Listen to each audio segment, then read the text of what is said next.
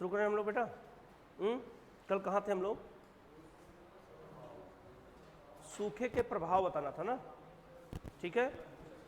अच्छा सॉरी, भूस्खलन का प्रभाव, भूस्खलन या हिमस्खलन, ठीक है, ध्यान देना बेटा। मान लो कि ये पहाड़ है, बहुत ठंडा पानी चाहिए मुझे,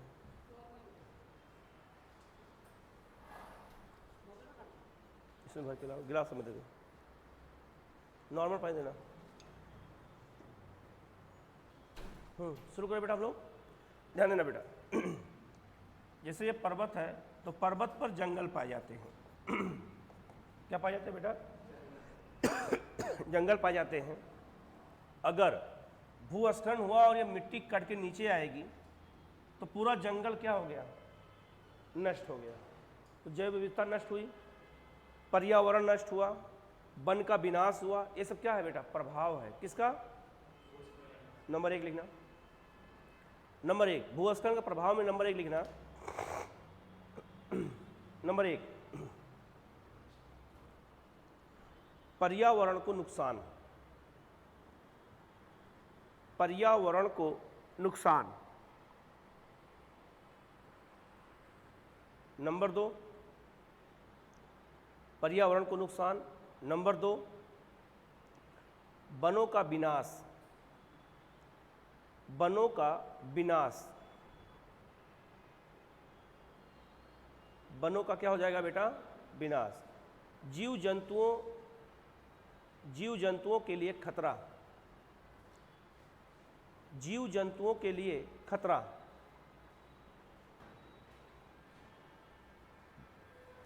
जीव जंतुओं के लिए क्या उत्पन्न हो जाएगा बेटा? खतरा उत्पन्न हो जाएगा, ठीक है। नेक्स्ट अगला पॉइंट, जैव विविधता के लिए खतरा, जैव विविधता के लिए खतरा। जैव विविधता के लिए क्या उत्पन्न हो जाएगा बेटा? खतरा। फिर ध्यान देना, अगर ये मिट्टी कटेगी तो कट के नीचे आएगी और किसी नदी में शामिल हो जाएगी, तो नदी में अवसाद की मात्रा क्या हो जाएगी? बढ़ जाएगी, जिससे बाढ़ का खतरा क्या हो सकता है? बढ़ सकता है। तो लिखना, नदी में अवसाद की मात्रा का बढ़ना, नदी में अवसाद की मात्रा का बढ़ना, अवसाद की मात्रा का बढ़ना, और नदियों में बाढ़ आना, और नदियों में बाढ़ आना, नदियों में बाढ़ आना, ठीक है बेटा। नेक्स्ट, मानव के लिए खतरा, मानव के लिए खतरा, ठीक है। नेक्स्ट, अवसंरचना, अवसंरचना जैसे सड़क, पुल, अवसंरचना जैसे सड़क, पुल, रेलवे पटरी, रेलवे पटरी, संचार व्यवस्था, संचार व्यवस्था का प्रभावित होना, संचार व्यवस्था का प्रभावित होना। ये कैसे होगा बेटा? एक तो आपको पता है कि अगर भूस्खलन आता है तो उससे एक समस्या, सबसे बड़ी समस्या जो है, मानव के लिए तो प्रभाव डालेगा ही, लेकिन जो अवसंरचनाएं हैं, जो सड़क पर जो वहाँ पे पहाड़ी क्षेत्रों में ज़्यादा ज़रूरी है। आप देखो कि यहाँ से मलबा गिरा है और ये कहाँ तक पहुँच गया है? शहरों में यहाँ तक आ गया है। दिख रहा है सबको बेटा? इसका मतलब है कि यहाँ कितने लोग मरे होंगे और सड़क बर्बाद हुआ होगा, कितनी अवसंरचनाएं। अगर मान लिया एक टावर होगा टेलीफोन का तो भी क्या सकता है? गिर सकता है। संचार व्यवस्था क्या हो सकती है? प्रभावित हो सकती है। तो ये सब प्रभावित कौन करता है? भूस्खलन हो या कि क्या हो? हिमस्खलन हो। आगे लिखना,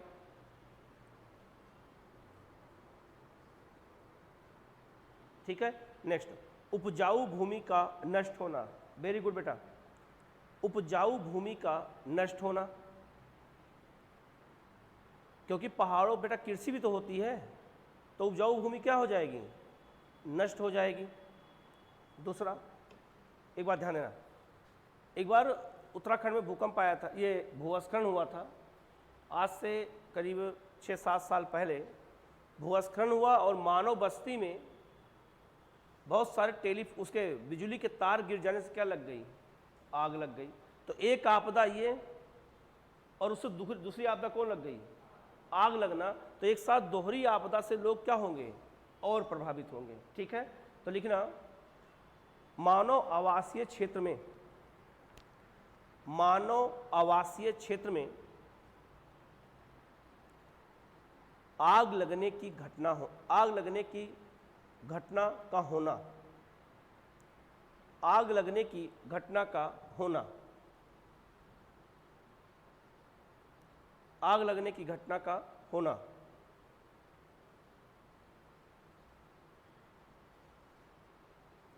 यहां तक कोई डाउट बेटा किसी को? आगे और लिखना अभी। अच्छा, एक चीज़ ये भी हो सकता है कि मान लीजिए कि लगातार 3-4 दिन भूस्खलन घटना हो जाए पहाड़ों पर और लोग मर जाएं, न्यूज में आ जाए, और हमारा भी मन है यहाँ रिलैक्स होने का, जाने का, तो हम अपना प्रोग्राम क्या करेंगे, कैंसिल कर देंगे। तो प्रभाव किस पे पड़ा, टूरिज्म पर। किससे पड़ा बेटा, टूरिज्म पे। तो लिखना पर्यटन पर नकारात्मक प्रभाव पड़ना, टूरिज्म पर नकारात्मक प्रभाव पड़ना, नकारात्मक प्रभाव पड़ना। नेक्स्ट बेटा, पशुधन, पशुधन की हानि होना, पशुधन की हानि होना, पशुधन की हानि होना। नेक्स्ट, औद्योगिक विकास इन क्षेत्रों में कम होना, औद्योगिक विकास इन क्षेत्रों में कम होना। किन क्षेत्रों में बेटा, जहां पे भूस्खलन आएगा, अगर वहां कुटीर उद्योग कोई होगा तो वो व्यापार क्या हो जाएगा बेटा, प्रभावित हो जाएगा, और व्यापार में कहीं न कहीं समस्या आएगी, और उस जो है क्षेत्र जो है पिछड़ापन का शिकार हो जाएगा। ठीक है, एक पॉइंट और लिखना, ऐसे क्षेत्र पिछड़ेपन के शिकार, पिछड़ेपन, ऐसे क्षेत्र पिछड़ेपन के शिकार हो जाते हैं, पिछड़ेपन के शिकार हो जाते हैं। अब लगातार आपदा आएगी बेटा तो लोग क्या करेंगे, पलायन भी करेंगे। तो लिखना पलायन की समस्या, पलायन की समस्या, पलायन की समस्या। कोई डाउट नहीं बेटा यहाँ तक किसी को? तो इतना प्रभाव बहुत है। और कोई सोचो जो कुछ आपके दिमाग में हो तो।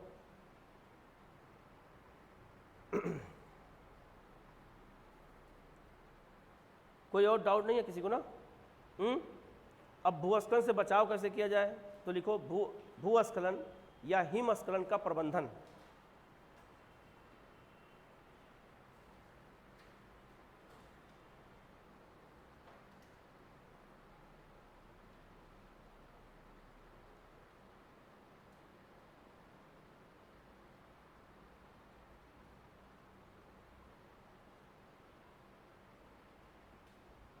ठीक है, तो बेटा प्रबंधन कैसे करना है?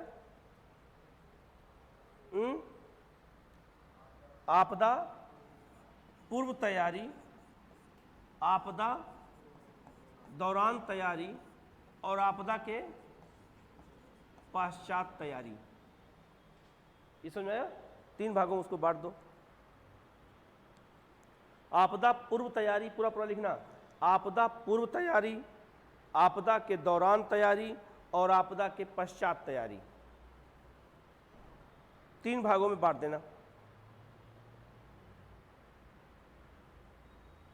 अब ध्यान समझना बेटा, आपदा पूर्व तैयारी में पहला काम तो हम क्या करेंगे, सबको पता है, मानचित्रीकरण। क्या करेंगे बेटा? मानचित्रीकरण करके पहले हम पता लगाएंगे कि वो कौन सा क्षेत्र है जहाँ पे सबसे अधिक कौन सी आपदा आ सकती है, भूस्खलन, तो लोगों को वहाँ से क्या करेंगे, निकालेंगे, ठीक है। या फिर हम ऐसा मानचित्र बनाएंगे जिससे वहाँ के लोगों को फोकस ज़्यादा कर सके। तो पहला लिखना, कौन सा लिखा बेटा, उस क्षेत्र का मानचित्रीकरण करना,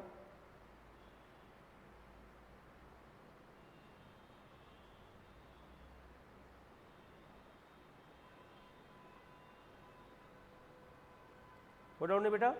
मानचित्रीकरण के बाद ध्यान सुनना बेटा, जो बहुत इंपॉर्टेंट चीज है, एक मैंने बताया था शोध करना। क्या करना, शोध करना। मान लो ये बेटा मानव बस्ती है, तो जब ये मानव बस्ती बसाई जा रही थी तो ये जरा भी वो किसी को विश्वास नहीं था कि ये मिट्टी कट के कहाँ गिरेगी, रिहायशी इलाके में आ जाएगी जहाँ लोग रहते हैं। अब देखो यहाँ से लेकर के, ये आपको दूर से देखने में लग रहा होगा कि वो नज़दीक है, ये कम से कम 1 किलोमीटर 1.5 किलोमीटर का एरिया होगा, और ये मिट्टी वहाँ से कट के चली है, यहाँ पहुँची है। तो हमें शोध करना चाहिए उन क्षेत्रों में जहाँ भूस्खलन की संभावना ज़्यादा हो, वहाँ मानव बस्ती बसाना ही नहीं चाहिए, अनुमति ही नहीं देनी चाहिए। मेरे कहने का मतलब ये है। तो लिखना, शोध, उस क्षेत्रों पर शोध करना, उस क्षेत्रों पर शोध करना। क्या करना बेटा, शोध करना। यहां तक कोई डाउट नहीं किसी को?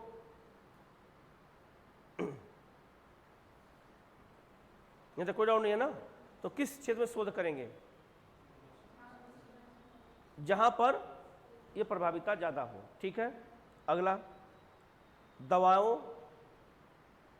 दवाओं की व्यवस्था करना, दवाओं की व्यवस्था करना।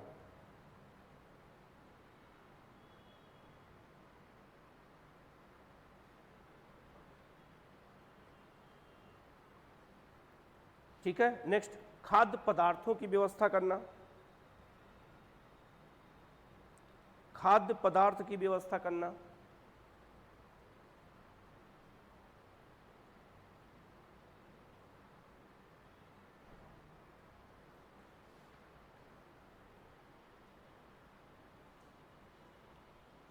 समझ में बेटा? नेक्स्ट, आपदा प्रबंधन टीम को तैयार करना, आपदा प्रबंधन टीम को तैयार करना, आपदा प्रबंधन टीम को तैयार करना। ये समझ में आया बेटा? ये सब काम कब करेंगे, आपदा पूर्व तैयारी। एक चीज और लिख लेना, राहत शिविर की स्थापना करना, राहत शिविर की स्थापना करना। अब मैं बताता हूं कैसे, ध्यान देना बेटा। जैसे बहुत बड़ा भूकंप का एरिया कोई है जहाँ भूकंप आ सकता है, जैसे उत्तराखंड में भूकंप आ सकता है, वो हमारा किस जोन में है, 5वें जोन में है। याद आया आपको? भूकंप किस जोन में है, 5वें मैंने बताया था। तो 5वें जोन में है, तो वहाँ क्या करते हैं, कोई सरकारी स्कूल या बिल्डिंग कोई होती है, धर्मशाला होता है वहाँ, तो क्या करते हैं, वहाँ पर पहले से राहत शिविर बना के रखते हैं। क्यों? क्योंकि भूकंप बता के नहीं आएगा। ऐसे में आपसे बात करें भूकंप आ जाए क्या मतलब, तो भूकंप आएगा, दबेंगे तो अचानक हम राहत शिविर नहीं बना सकते हैं। तो कुछ टेम्पोररी राहत शिविर क्या करते हैं, हम पहले से बना के रखते हैं कि अगर कोई घायल हो तो हम पहले उनको लाएं और बाद में क्या करें, हम जल्दी जल्दी हम राहत शिविर बना करके उन लोगों को क्या करें, शिफ्ट करते जाएं। एक आपको याद नहीं होगा, अगर याद होगा तो बहुत अच्छी बात है। जब कोरोना आया था तो कोई बता सकता है कि कोरोना में राहत शिविर कहाँ बनाया गया था?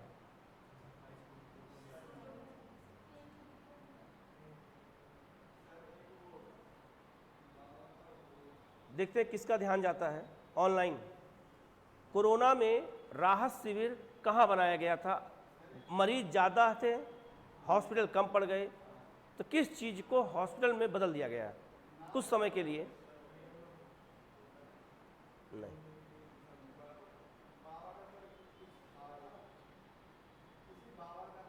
निरंकारी बाबा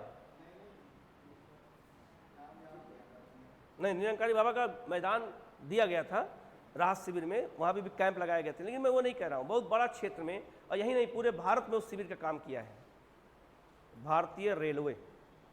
नहीं याद है आपको? रेलवे के डिब्बों में बनाया गया था क्या, हॉस्पिटल बनाया गया था। क्यों? क्योंकि उसमें ट्रेन रोक दी गई थी। तो ट्रेन जहाँ रोकी गई थी, हर स्टेशन पे क्या बना दिया गया, उस डिब्बों, कुछ ट्रेनों के डिब्बे में क्या बना दिए गए, हॉस्पिटल का पूरा फैसिलिटी दी गई थी, और वो जो है इलाज कर रही थी। ये सुना था, नहीं सुना था, न्यूज में आया था ये। इसका मतलब है कि क्योंकि अगर आपदा आई है और अचानक लोग अगर ज़्यादा बीमार हो जाएंगे तो क्या करेंगे हम, तो कुछ ना कुछ हमें नया काम करना पड़ेगा। ये समझ में नहीं आया बेटा? ठीक है, देखो यहाँ तक कोई डाउट किसी को? अब आते हैं आपदा के दौरान तैयारी करते हैं। आपदा चल रही है तो क्या करेंगे? पहला काम क्या करेंगे बेटा? दवा देंगे या घायलों को? पहले काम क्या करेंगे कि पहले वही गोली देना शुरू कर देंगे? वो मिट्टी में फंसे हुए हैं, गोली मुंह में नहीं डालेंगे ना। पहले क्या करेंगे? पहले उनको निकाला जाएगा। कहाँ से? अगर वो मिट्टी में दबे हैं, पत्थर में दबे हैं, तो पहले क्या किया जाएगा बेटा? उन्हें निकाला जाएगा, और निकालने के बाद तब उन्हें हम राहत शिविर में लाएंगे। पहला लिखना, घायलों को बचाकर राहत शिविर में रखना।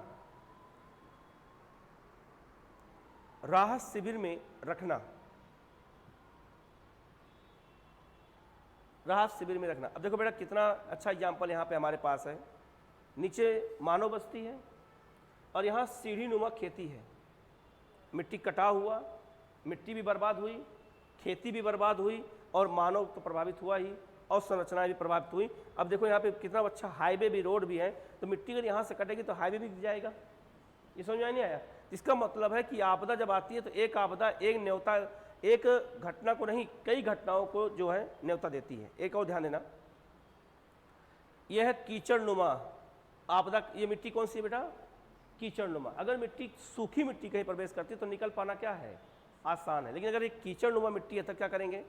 तो कीचड़नुमा मिट्टी होने पर किसी भी घर में अगर प्रवेश करेगी तो पूरा घर क्या हो जाएगा? निकल पाना क्या है? आसान नहीं है। तो कीचड़नुमा अगर मिट्टी होती है तो ये घटना सबसे भयानक होती है, खास करके आपदा के समय में पहाड़ों पर। ठीक है, आगे लिखना। नंबर 2, तो पहला काम क्या करेंगे बेटा? राहत शिविर पहुंचाना। दूसरा, उचित स्वास्थ्य की सुविधा देना। उचित स्वास्थ्य की सुविधा देना।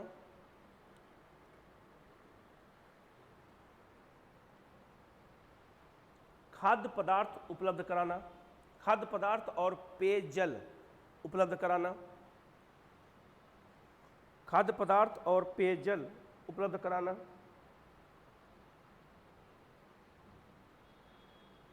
खाद्य पदार्थ और पेयजल उपलब्ध कराना। ये समझ में नहीं आया बेटा? इसके अलावा जो आपदा से प्रभावित लोग हैं उनके लिए क्या करेंगे हम? मनोचिकित्सक की नियुक्ति करना। तो लिखना, मनोचिकित्सक की नियुक्ति करना। ये बच्चे और बाकी सब क्यों नहीं आ रहे हैं सब?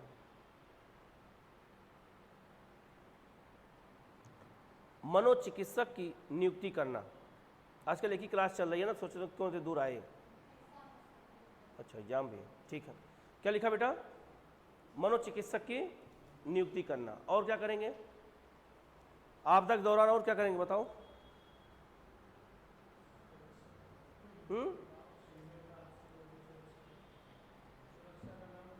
हाँ, सुरक्षा देना। राहत शिविर की सुरक्षा।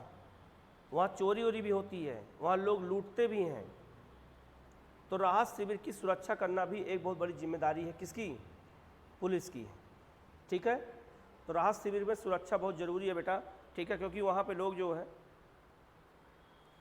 अभी इसका देखा होगा, बहुत सारा वीडियो भी आप लोगों ने देखा होगा भूस्खलन का, तमाम वीडियो आता रहता है। लोग ट्रक बस लेके जाते हैं और अचानक भूस्खलन आता है, पूरा बस के साथ कहाँ पहुँच जाते हैं? खाई में। समझ में आया? तो ये समस्या, सबसे बड़ी समस्या कहाँ की है? पहाड़ों की है, और खासकर बरसात के समय में। जैसे ये पहाड़ क्यों टूटा है? क्योंकि यहाँ बरसात हुई है, और बरसात होने से जो पानी है वो कहाँ चला गया? नीचे, और पूरे आसपास के क्षेत्र को क्या कर दिया? कमज़ोर कर दिया। और जैसे ही जो है वो गुरुत्वाकर्षण का प्रभाव तो पड़ेगा ही, तो मिट्टी खस कहाँ चली जाएगी? अब ये रोड है, ये रोड पूरा क्या हो गया बेटा? खत्म। अब मान लो कि आधे लोग इधर फंसे हैं और आधे लोग इधर, अब टाटा करते रहे एक दूसरे को, लेकिन पहुंच नहीं सकते। पहुंचने के लिए क्या करना पड़ेगा? रोड बनाना पड़ेगा। और रोड यहाँ बना पाना आसान काम नहीं होता है। ठीक है ना? चलिए आगे आना। आपदा पश्चात। आपदा पश्चात क्या करेंगे? पहला काम क्या करेंगे बेटा? लोगों का पुनर्वास कराना, लोगों का पुनर्वास कराना। नंबर 2, लोगों का पुनर्वास, दोबारा उनके स्थान पर बसाना। दूसरा, सरकारी योजनाओं का लाभ देना, धनराशि उपलब्ध कराना, धनराशि उपलब्ध कराना।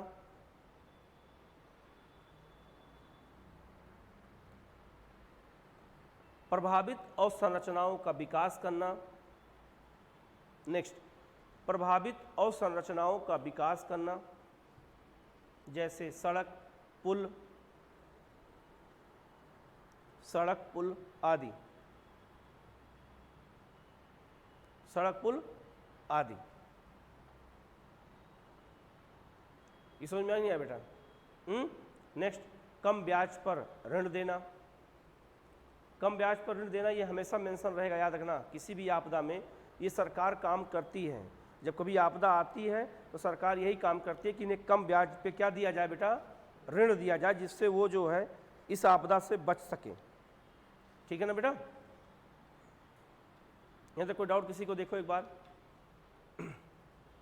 एक और लिखना, मनोचिकित्सक की नियुक्ति आपदा पश्चात भी करना। मनोचिकित्सक घर पे भी जाता है बार बार और उनकी काउंसलिंग भी करता है, कई दिनों तक, लगभग 1 साल तक काउंसलिंग चलती है। ठीक है, उनके मन की बातों को जानते हैं, सुनना चाहते हैं वो। ठीक है, कभी आप मनोचिकित्सक के पास जाओगे तो आपको पता भी नहीं चलेगा और आपकी सारी जानकारी क्या लेगा, वो ले लेगा और तब उसी आधार पर क्या करता है? इलाज करता है। ये समझ में नहीं आया? तो बहुत सारे लोग डिप्रेशन में चले जाते हैं, चाहे वो कोई आपदा हो, तो आपदाओं से डिप्रेशन में लोग ज़्यादा जाते हैं। ये इंजॉय के लिए आते हो क्या बेटा? जैसे घर पे मन नहीं किया तो सोचते हैं क्या करें, तो एक सिक्का उछाला, हेड आएगा तो जाएंगे, टेल आएगा तो नहीं जाएंगे। हेड, आज चलते हैं। कल कहाँ थे? परसों, उसके एक दिन बाद छुट्टी थी, इनको याद है छुट्टी थी, कोई बात नहीं। आगे बढ़े हम लोग बेटा। तो ये आपदा अब याद सबको पता चल जाएगा ना कि अगर भूस्खलन से क्वेश्चन आए तो लिख लेंगे ना अब। पहले क्या बताएंगे बेटा? कोई भी आपदा लिखना है तो पहले बताना है आपदा की परिभाषा, 2 लाइन में देना है, और तुरंत क्षेत्र बताना है। पहले क्षेत्र बताएंगे तभी हम काम कर पाएंगे ना। तो देखा होगा हमने सबका क्षेत्र बताया है मैप के थ्रू, तो उसको बहुत अच्छे से कर लेना। ठीक है, डालो हेडिंग चक्रवात, डालो हेडिंग चक्रवात। अभी भी चक्रवात आया था, चक्रवात आया था ना? कौन सा चक्रवात था? कहाँ आया था? अरब सागर में। तो ये पूरा क्षेत्र क्यों प्रभावित नहीं हुआ? क्योंकि वो एंटी क्लॉकवाइज चलता है। तो एंटी क्लॉकवाइज होना की वजह से जो है, मैंने कई बार बता चुका हूँ इसको मैं, कि एंटी क्लॉकवाइज होने की वजह से ये चक्रवात केवल किसको छुपाया? गुजरात को छूते हुए निकल गया, लेकिन ये क्षेत्र क्या रह गए? सुरक्षित। लेकिन ऐसा नहीं है कि यहाँ कोई नहीं खड़ा रहेगा उन लोगों को बचाने के लिए। ठीक है, जानते हो कभी कभी चक्रवात दिशा क्या करता है? बदल देता है। अचानक यहाँ से घूमते घूमते कभी यहाँ चले जाते हैं। जैसे इससे 2 साल पहले चक्रवात की भविष्यवाणी की गई कि चक्रवात जो गुजरात से टकराएगा उसकी स्पीड लगभग 400 किलोमीटर प्रति घंटा होगी। पूरी टीम तैयार आपदा का स्वागत करने के लिए तट पर। आपदा जो चक्रवात था वो घूम के चला गया ओमान, पूरा भारत क्या हो गया? बच गया। तो ये कभी कभी हो जाता है। और कभी कभी जैसे अगर मेन होता है लो प्रेशर पे ना, लो प्रेशर कहाँ ज़्यादा क्रिएट हुआ, तो जहाँ क्रिएट होगा कभी कभी क्या होता है? चक्रवात बदल भी जाता है, थोड़ा सा अंदर आकर के तब घूम के जाता है। तो ऐसी स्थिति में क्या होगा? इसीलिए एनडीआरएफ की टीम अगर खड़ी रहेगी बचाव के लिए, सेना खड़ी रहेगी, तो कहाँ तक खड़ी रहेगी? पूरे पश्चिमी तटीय मैदान तक। ये नहीं होगा कि छोड़ देंगे, चलो गोवा छोड़ो, जाने दो, यहाँ नहीं आता है। लेकिन क्योंकि चक्रवात का कोई आपदा का कोई भविष्यवाणी नहीं कर सकता ना कहाँ घूम जाएगा चक्रवात। ठीक है, दूसरा आजकल क्या है? सैटेलाइट है, तो सैटेलाइट की मदद से हमें पता चल जाता है। दूसरा देखा होगा आजकल, कभी आप लोगों ने गौर नहीं किया होगा, दिल्ली में अगर लिखा है कि 4 बजे बारिश होगी, तो 4 बजे बारिश होती है। क्यों? क्योंकि आजकल सैटेलाइट का ज़माना है और चीज़ों को क्या कर लेते हैं बेटा? पता लगा लेते हैं कि कहाँ क्या होने वाला है, कैसे होने वाला है। ठीक है, बड़े बेटा के हम लोग चक्रवात। डालो हेडिंग चक्रवात। मैंने बता चुका हूँ पहले भी कि चक्रवात कितने प्रकार के होते हैं बेटा, 2 प्रकार के होते हैं। कौन कौन से? शीतोष्ण चक्रवात और कौन सा? उष्ण चक्रवात। ठीक है, तो लिखना चक्रवात एक ऐसी दशा है जिसके केंद्र में निम्न वायुदाब होता है, ब्रैकेट में लो प्रेशर, निम्न वायुदाब होता है और बाहर की ओर उच्च वायुदाब, बाहर की ओर उच्च वायुदाब, बाहर की ओर उच्च वायुदाब,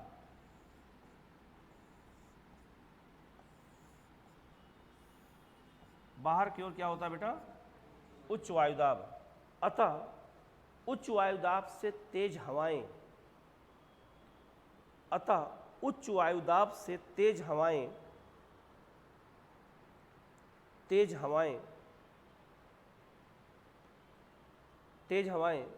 केंद्र की ओर चलती हैं, जिससे चक्रवात की उत्पत्ति होती है, जिससे चक्रवात की उत्पत्ति होती है। चक्रवात उत्तरी गोलार्ध में, चक्रवात उत्तरी गोलार्ध में, उत्तरी गोलार्ध में घड़ी के विपरीत दिशा में, एंटी क्लॉकवाइज, घड़ी के विपरीत दिशा में और दक्षिणी गोलार्ध में घड़ी के दिशा अर्थात क्लॉकवाइज चलते हैं, क्लॉकवाइज चलते हैं।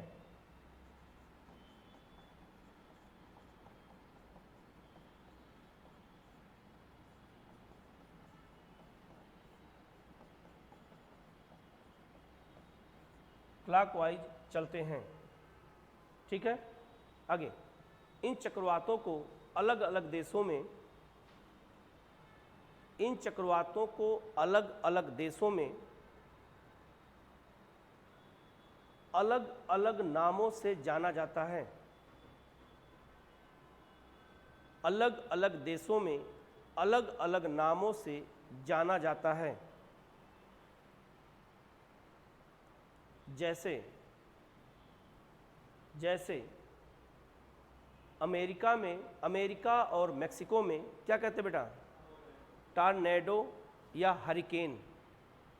अमेरिका और मेक्सिको में टॉर्नेडो,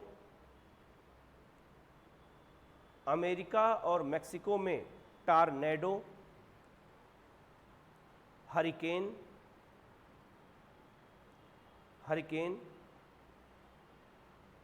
चीन, ताइवान, फिलीपींस, टाइफून। चीन, ताइवान, फिलीपींस और जापान में, चीन, ताइवान, फिलीपींस और जापान में इन्हें क्या कहते हैं बेटा? टाइफून कहते हैं, टाइफून कहते हैं। जबकि ऑस्ट्रेलिया में बिलीबिलीज, ऑस्ट्रेलिया में क्या कहेंगे बेटा? बिलीबिलीज,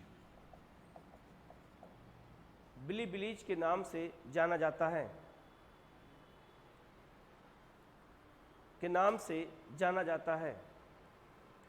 लेकिन भारत में इसे साइक्लोन या चक्रवात ही कहते हैं, लेकिन भारत में इसे साइक्लोन या चक्रवात ही कहते हैं, चक्रवात ही कहते हैं। ये कोई डाउट बेटा? अब गौर करना, पहले ये मैप बनाना। केंद्र में क्या रहेगा बेटा? और यहाँ क्या रहेगा?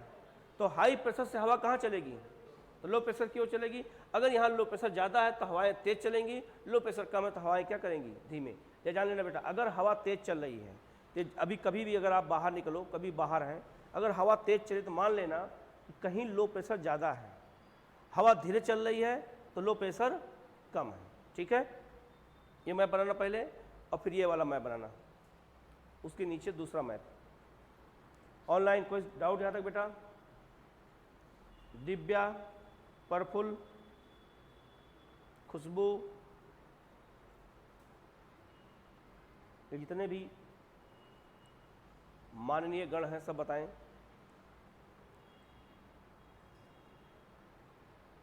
ये लग रहा पानी यार नालस भर के ले आइए क्या?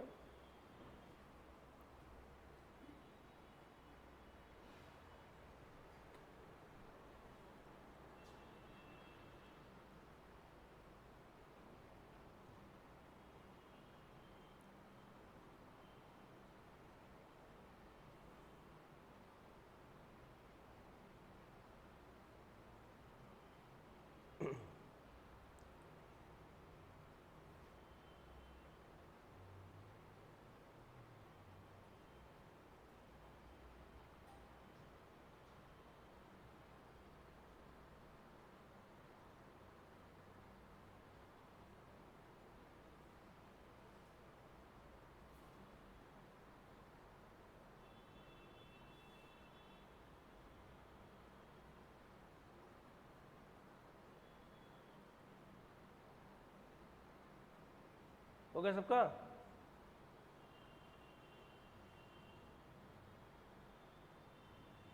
ऑनलाइन सबका हुआ?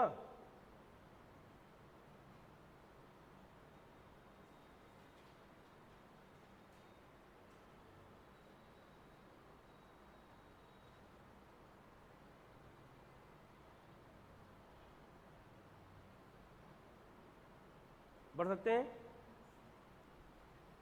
आगे। प्रश्न करना, हमारी पृथ्वी पर दो तरह के चक्रवात आते हैं। हमारी पृथ्वी पर दो तरह के चक्रवात आते हैं। दो तरह के चक्रवात आते हैं, उष्ण चक्रवात और शीतोष्ण चक्रवात। उष्ण चक्रवात और शीतोष्ण चक्रवात। उष्ण चक्रवात और शीतोष्ण चक्रवात। प्रश्न करना, चक्रवात एक ऐसी आपदा है, चक्रवात एक ऐसी आपदा है जिसमें मानवीय कारण नहीं होता,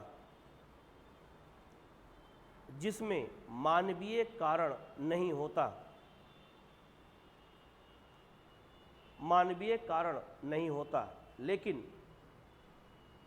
मानव अपनी बुद्धि का प्रयोग कर, लेकिन मानव अपनी बुद्धि का प्रयोग कर ऐसी आपदा के प्रभाव को कम कर सकता है। अपनी बुद्धि का प्रयोग कर ऐसी आपदा के प्रभाव को कम कर सकता है, रोक नहीं सकता है। ये नहीं है कि दीवार खड़ी कर दे चक्रवात आएगा ही नहीं, बस समझो बेटा।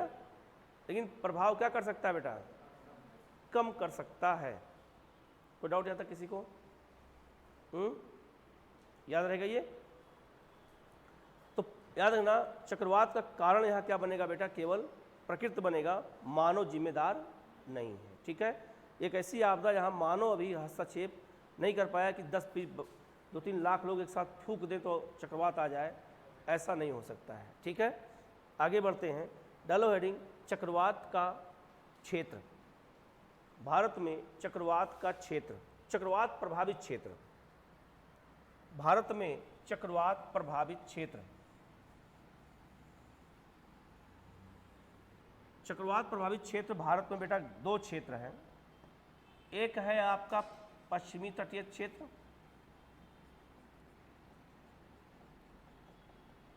पश्चिमी तटीय क्षेत्र है। यहाँ मैं महाराष्ट्र और गोवा में नहीं दिया हूँ मैं, क्योंकि यहाँ प्रभाव नहीं पड़ता। क्यों नहीं पड़ता बेटा? क्योंकि वो एंटी क्लॉकवाइज चलता है, तो एंटी क्लॉकवाइज की दिशा इधर होती है, इसलिए इधर की ओर प्रभाव नहीं पड़ता। लेकिन प्रभाव किधर ज़्यादा पड़ता है? पूर्वी क्षेत्र। तो पूरा पूर्वी क्षेत्र प्रभावित होता है किससे बेटा? चक्रवात से। ये पहले मैप बना लेना, चक्रवात प्रभावित क्षेत्र भारत में कहाँ है।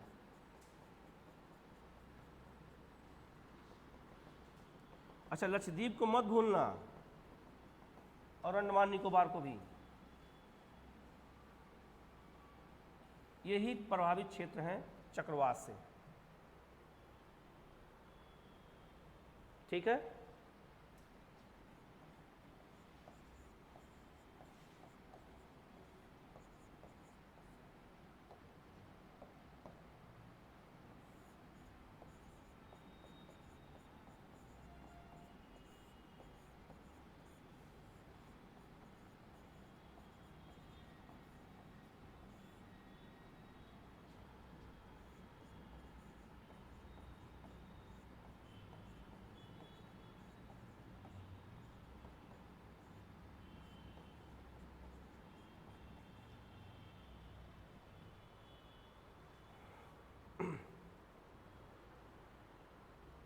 बेटा ये सब मेंस में जब मैप बनाओगे ना, तो उसका एग्जामिनर पे प्रभाव ज़्यादा पड़ता है।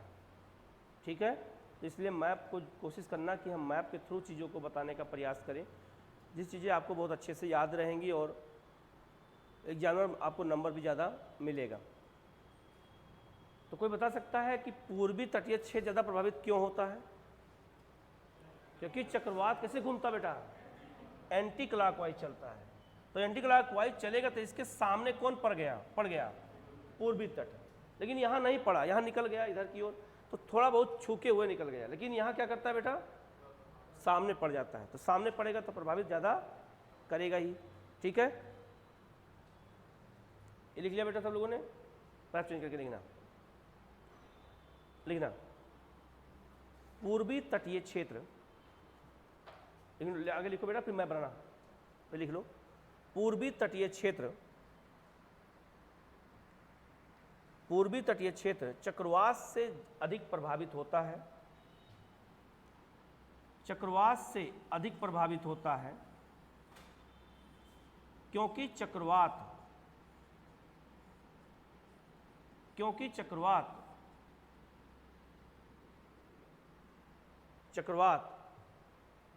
एंटी क्लॉकवाइज घूमता है। क्योंकि चक्रवात बंगाल की खाड़ी में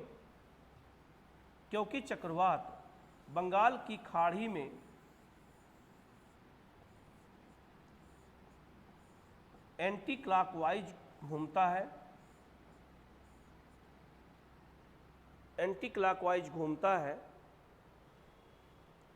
जिस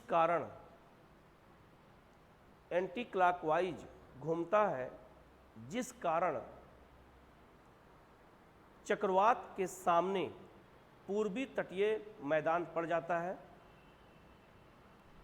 चक्रवात के सामने पूर्वी तटीय मैदान पड़ जाता है और पूरा पूर्वी तटीय मैदान चक्रवात से प्रभावित हो जाता है।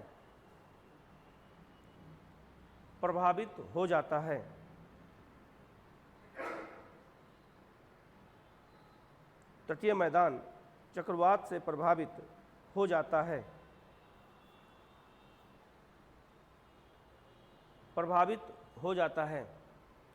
जबकि अरब सागर में एंटी क्लॉकवाइज घूमने से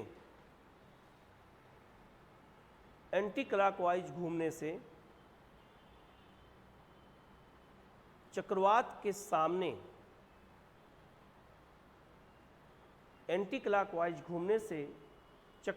सामने पश्चिमी तटीय मैदान नहीं पड़ता है और यह सुरक्षित रहता है। सुरक्षित रहता है या कम प्रभाव पड़ता है?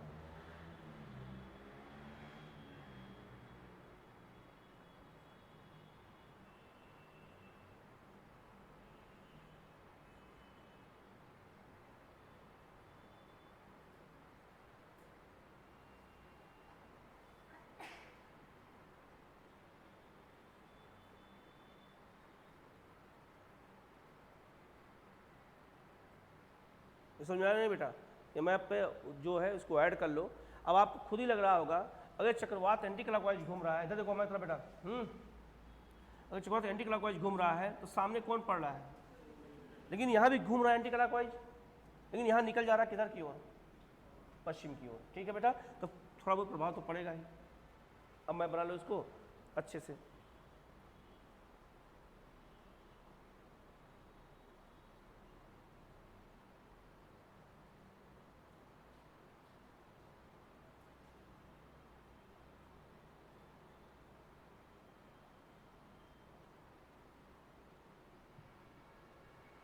ऑनलाइन समझ में आया बेटा सबको? ये मैप समझ में आया कि नहीं आया सबको?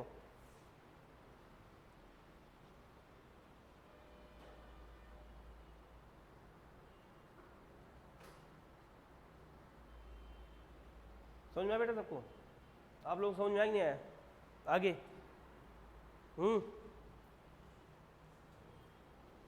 समझ में आया पक्का?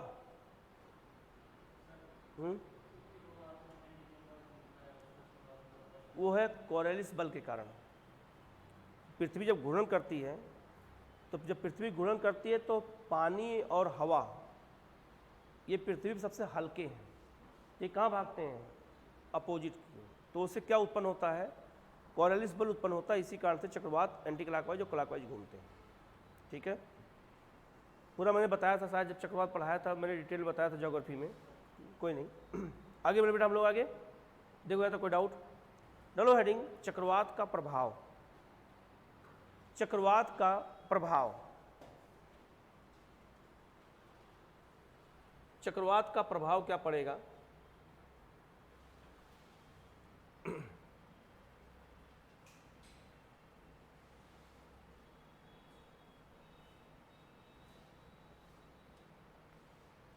तो चक्रवात का प्रभाव पड़ेगा, नंबर 1 लिखना बेटा, अवसंरचनाओं का नष्ट होना।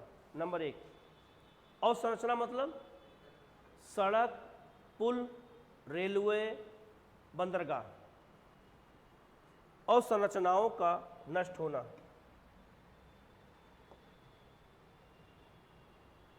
का नष्ट होना लिख दिया बेटा? नंबर 2, जान माल का नुकसान। जान माल का नुकसान,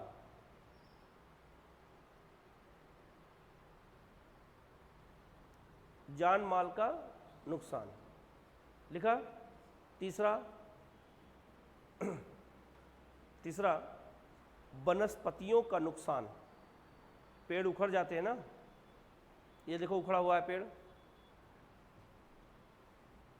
ये दिख रहा है, तो वनस्पतियों का क्या हो जाएगा बेटा? नुकसान। तो लिखना अगला पॉइंट, पर्यावरण और जैव विविधता को नुकसान। पर्यावरण और जैव विविधता को नुकसान, जैव विविधता को नुकसान। समुद्री जीवों को नुकसान, समुद्री जीवों को नुकसान।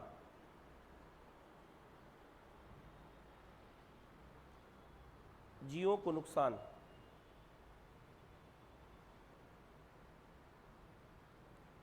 परिवहन व्यवस्था प्रभावित होना, परिवहन व्यवस्था प्रभावित होना, परिवहन व्यवस्था प्रभावित होना। अच्छा बेटा, आप लोगों को पता है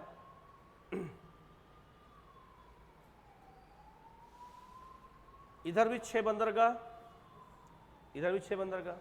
कितने बंदरगाह हैं? 12, एक 13 बंदरगाह हैं।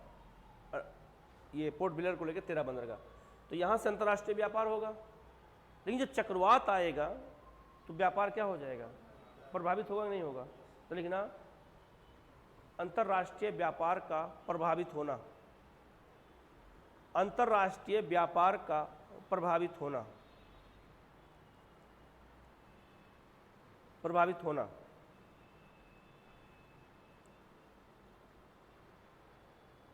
दूसरा बेटा, सब लोग जाते हैं मछली पकड़ने।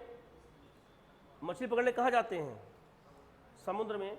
जब चक्रवात आता है तो चक्रवात आने से पहले, इससे भविष्यवाणी हो गई चक्रवात की, तो चक्रवात की भविष्यवाणी तो की जा सकती है। तो उस दौरान क्या करेंगे, मछुआरों को समुद्र में जाने से क्या करेंगे, रोक देते हैं पूरी तरह से कि कोई भी मछुआरा समुद्र में नहीं जाएगा। लेकिन कुछ लोग चुपके से भाग जाते हैं कि जब मछली मार्केट में नहीं रहेगी तो हम पकड़ के ले आएंगे, हमारा ज़्यादा बिकेगा। तो कभी कभी वो खुद ही चले जाते हैं, बह जाते हैं उसमें। ठीक है, तो लिखना मछली उत्पादन का कम होना या प्रभावित होना, मछली उत्पादन प्रभावित होना।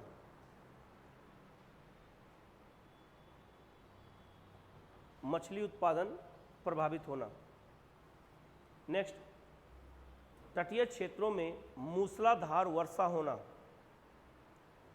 तटीय क्षेत्रों में मूसलाधार वर्षा होना। ठीक है, अच्छा देखा होगा राजस्थान में भी बाढ़ आई है, क्यों?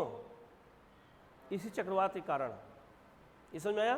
तो लिखना तटीय क्षेत्रों में बाढ़ आना।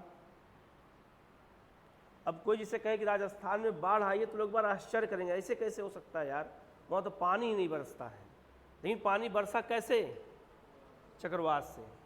ठीक है, तो कम समय में अधिक वर्षा होना, तो उससे क्या हो जाएगा बेटा, बाढ़ आ जाएगी। दूसरा क्या है, एक कारण ये भी है, जैसे अगर मान लीजिए कि बेटा अगर चेरापूंजी मासीराम में आपका घर होता तो घर हम ऐसा बनाएंगे कि छत का पानी रुकने न पाए और पानी के बहने की व्यवस्था अच्छी करेंगे। लेकिन हम जैसलमेर में मान लो रहें तो जैसलमेर बारिश होती नहीं है, तो हम पाइप अगर लगाएंगे भी छत से नीचे उतरने का पानी, तो पाइप कितना होगा, मोटा या पतला? पतला लगाएंगे। सीवर भी क्या होगा, पतली पाइप होगी, क्योंकि यहाँ पानी रोड पर गिरता ही नहीं है, तो हम पानी जाए कैसे? अब पानी ज़्यादा बरस गया तो शहरों में क्या आ जाती है, बाढ़ आ जाती है, इसीलिए। ठीक है, जबकि मुंबई में क्या है कि जो सीवर होते हैं उसमें एक ट्रक जा सकता है, इतना बड़ा बड़ा सीवर बनाते हैं। क्यों? क्योंकि मुंबई में पानी ज़्यादा बरसता है तो एक साथ पानी क्या हो, निकल जाए और चला जाए किसमें, समुद्र में। कभी आप दिल्ली मुंबई में कभी आप बरसात हो रही हो जाना, मुंबई में चाहे जितना बारिश होगा रोड पर कभी पानी नहीं भरेगा। क्यों? क्योंकि वहाँ की सीवर जो है क्या है, वहाँ की ड्रेनिंग सिस्टम बहुत अच्छा बना हुआ है। तुरंत पानी बरसेगा, सारा पानी सीवर के माध्यम से कहाँ पहुँच गया, समुद्र में पहुँच गया। इसका मतलब है कि रोड पर पानी नहीं लगेगा। और दिल्ली में क्या हाल है, केवल थोड़ा देर बरस जाए 2 घंटा तो दिल्ली में क्या आ जाएगी, बाढ़ आ जाती है। देखा होगा यहाँ पे बस भी डूब गई थी एक बार, वहाँ पे दिल्ली गेट के पास बस भी डूब गई, इतना पानी भर गया वहाँ पे। ये समझ में नहीं आया क्यों? क्योंकि इसका मतलब है कि दिल्ली का ड्रेनिंग सिस्टम अच्छा नहीं है। ठीक है, क्योंकि पुराना शहर है तो यहाँ पर पुरानी पाइपें बनी हुई हैं, वो उसी पानी में पानी चल रहा है। जब तक पानी जाएगा तो पानी यहाँ भी सोखता है, लेकिन लगता है कितना घंटा, 6 से 7 घंटा 8 घंटा में तब पानी समाप्त होता है। ये समझ में नहीं आया बेटा? ठीक है, तो जब आप IAS अधिकारी बनोगे तो आपसे यही सब पूछेंगे कि यहाँ पे बाढ़ बार बार आ रही है तो उसके लिए आप क्या करेंगे। तो अधिकारियों से आप पूछेंगे बार बार, अधिकारी या सरकार आपसे पूछेगी, आपसे सुझाव मांगेगी। क्यों? क्योंकि आप IAS अधिकारी हैं। तो क्या सुझाव देंगे? ये सब फालतू चीज़ें हैं, हमें ये सब सिलेबस में नहीं था जब हम पढ़े थे, इसलिए हमें कोई मतलब नहीं है, ऐसा नहीं कह सकते ना। तो हमें उसके लिए क्या बनाना पड़ेगा, नियम बनाना पड़ेगा ना। ठीक है, और क्या प्रभाव पड़ेगा बेटा? कृषि प्रभावित होना, कृषि का प्रभावित होना। चावल की फसल नष्ट हो जाती है। तटीय क्षेत्रों में चावल ज़्यादा पैदा होता है, पूर्वी तटीय मैदान में। ठीक है बेटा, यहाँ सब चावल ज़्यादा होता है और चावल क्या हो जाएगा बेटा, नष्ट हो जाएगा। चावल की फसल क्या हो जाती है, गिर जाती है, और गिर जाएगी एक बार तो क्या हो जाएगी, फिर वो खत्म हो जाएगी। ठीक है, तो ये समस्या कहाँ उत्पन्न होती है बेटा, कहाँ पे, तटीय क्षेत्रों में। ठीक है, अब लिखना उपाय, लिखना चक्रवात का प्रबंधन, चक्रवात आपदा प्रबंधन, ये सबका मैप बन गया है। चलिए, प्रबंधन कैसे करेंगे बेटा? आपदा पूर्व तैयारी, पूरा लिखना, आपदा के दौरान तैयारी और आपदा के पश्चात तैयारी। ठीक है, तो देखा होगा आपदा पूर्व तैयारी में एनडीआरएफ की टीम खड़ी थी, लोगों को जहां चक्रवात आ सकता था लोगों को क्या किया गया, निकाल लिया गया। समझ में नहीं आया बेटा, उनको राहत शिविर में डाला गया। अब जब चक्रवात खत्म हो गया तो पुनर्वास कराया जा रहा होगा, तो पूरी टीम कहाँ लगी होगी, पुनर्वास कराने में लोगों को। लेकिन हमें वो सब न्यूज़ में नहीं आता, न्यूज़ में बस इतना आता चक्रवात आया है ये हो गया, लेकिन जो वहाँ हकीकत है वो अलग बात है। इससे शिक्षा भी प्रभावित होती है। एक पॉइंट और लिखना, शिक्षा का प्रभावित होना। स्कूल उतना दिन बंद है, लड़के अच्छा स्कूल बंद होने पे अच्छा लगता है। बचपन से आपने देखा होगा अगर स्कूल बंद हो जाए, ये कोचिंग में भी मैसेज आ जाए कि आज कोचिंग में क्लास नहीं चलेगी, आधे रास्ते हैं, इतना अच्छा लगता है कि अब 3 घंटा क्या करें, 2 घंटा क्या करें, चलो चलते कहीं पे, ठीक है, कहीं घूम के आते हैं। तो छुट्टी सबको अच्छी लगती है, ये समझ में नहीं आया। और अगर स्कूल में देखा अगर हाफ डे हो जाए तो इतना अच्छा लगता था हाफ डे में, या कोई गए वहाँ मर जाए, गए वहाँ पता लगा कि वो मर गए हैं, इतना अच्छा लगता था उस समय, लगता था कि हम जैसे स्वर्ग में इस समय हैं। ये समझ में नहीं आया बेटा। और जब शीतलहरी होती थी, जब छुट्टी शुरू होती थी तो लगता था कि अब तो बहुत अच्छा है, लेकिन जिस दिन स्कूल खुलना होता था थोड़ा सा दुख दर्द होता था कि फिर से वही कार्यक्रम शुरू हो रहा है। बड़े बेटा हम लोग आगे चलिए, कहाँ थे, आपदा पूर्व तैयारी में। तो पहला नंबर क्या करेंगे बेटा, मानचित्रीकरण। आपदा चक्रवात के लिए आपदा प्रबंधन की तैयारी तटीय क्षेत्रों में होगी, दिल्ली में नहीं होगी। ये समझ में नहीं आया बेटा। तो आपदा मानचित्रीकरण कहाँ करेंगे, तटीय क्षेत्रों का। पेज नंबर खोलना एक बार, 23 नंबर पेज नंबर 23 खोलना। और आगे से अब हमारी बात ध्यान देना, 1 महीना बाद फिर चक्रवात आएगा बंगाल की खाड़ी में। कहाँ आएगा बेटा, बंगाल खाड़ी में 1 महीना लगेगा चक्रवात आने में, ये मैं भविष्यवाणी किया हूँ। ठीक है, अब गौर करना बेटा, अगर बंगाल खाड़ी में चक्रवात कभी भी आएगा तो एक बार अब नोट कर लेना, बंगाल खाड़ी में अधिकतर चक्रवात टकराता कहाँ है, तो उड़ीसा में देखो एक शहर लिखा होगा गोपालगंज, गोपालपुर। उड़ीसा में जगह लिखा होगा गोपालपुर, मिला बेटा। तो गोपालपुर के पास अधिकतर चक्रवात क्या करता है, आकर के हिट करता है। ये समझ में नहीं आया बेटा। ठीक है, घूमते घूमते आएगा और वहीं पे हिट करता है, अधिकांश जो है ऐसा वो लोकेशन पे है कि वो हिट करता है। तो गोपालगंज में अगर चक्रवात हिट कर रहा है और मानचित्रीकरण करेंगे तो सबसे अच्छी व्यवस्था कहाँ करेंगे, गोपालपुर में। क्यों, क्योंकि वहाँ चक्रवात की स्पीड क्या होगी, सबसे अधिक होगी। समझ में आया। और जब चक्रवात टकराता है ना, ठीक है, तो चाहे बेटा वो कुछ लहरें, समुद्र की लहरें तेजी होती हैं कि उससे आने वाला जो भी सामने पड़ेगा सब क्या हो जाता है, सब खत्म हो जाता है। चक्रवात का कभी आप लोग आंधी तूफान का अनुभव किए होंगे गाँव में, जब गाँव में आंधी आती तो लगता है कि जो है, लेकिन जब आंधी गाँव में आती तो लोग आम चले जाते हैं बीनने, देखा होगा अक्सर। और देखा होगा आम के कारण हमारे गांव में झगड़ा बहुत होता है, गोलियां चल जाती हैं, हत्याएं भी हो जाती हैं, किसके लिए, आम के लिए। ये समझ में नहीं आया बेटा। लेकिन हमारे गांव में जो है, जैसे ही अगर आंधी आई तो झोला उठाया, कहाँ पहुँचे, बागीचे में। अब बागीचा अगर आम का एक डाल गिर जाए तब क्या होगा, लेकिन उससे कोई फर्क नहीं पड़ता है, आम दूसरा कोई बीन के नहीं जाने पाए। अच्छा, लोग अपना भी बीनते हैं, पड़ोसी का भी बीनते हैं। ये समझ में नहीं आया। और जो पहले बीन लिया, मतलब उसको ले लिया, इकट्ठा कर लिया, उसके लिए अच्छा हो गया। ठीक है, चलिए आगे क्या लिखा बेटा, मानचित्रीकरण। दूसरा, शोध करना। इस क्षेत्र में शोध किया जाता है कि चक्रवात की गहनता कितनी हो सकती है। तो मानचित्रीकरण और शोध करना ये आपदा पूर्व तैयारी का सबसे इम्पॉर्टेंट पॉइंट है और नेसेसरी है, ये 2 काम होता ही है पहले। ठीक है। तीसरा, आपदा प्रबंधन टीम को तैयार करना, तैयार रखना। ये नहीं चक्रवात आ रहा है तो कपड़ा वपड़ा खोज रहे हो, ठीक है, तो उनको पहले से क्या रखते हैं बेटा, तैयार रखा जाता है।